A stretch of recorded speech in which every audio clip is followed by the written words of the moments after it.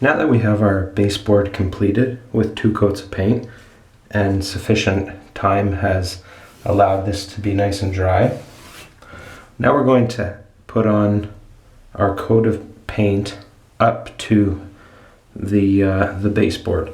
So for this, you want to put some tape, run some tape along the top of the baseboard, right into that corner.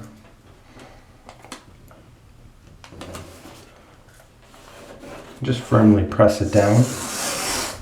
It's very important that you allow the paint to cure before you put the tape on, or else it could lift the paint off. But if you allow it to dry for a while, then after a few hours, it is good to tape. So you just want to take your time, making sure that the tape is pressed down along the whole way. If it's not, and there is a air pocket or something, the paint will go underneath and get onto the trim. So after you've smoothed it out with your finger, you want to take your brush, which for this I will use a 2-inch brush.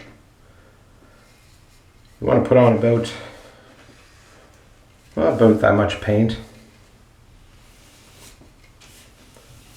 Run it right down onto the tape.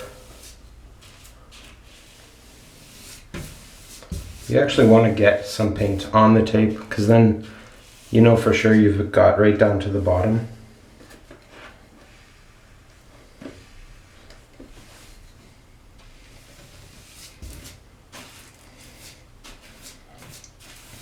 Then just smooth it out, feather it out on top.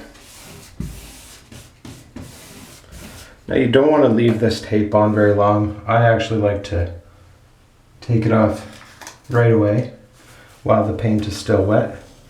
You don't want to rip it, just nice and easy.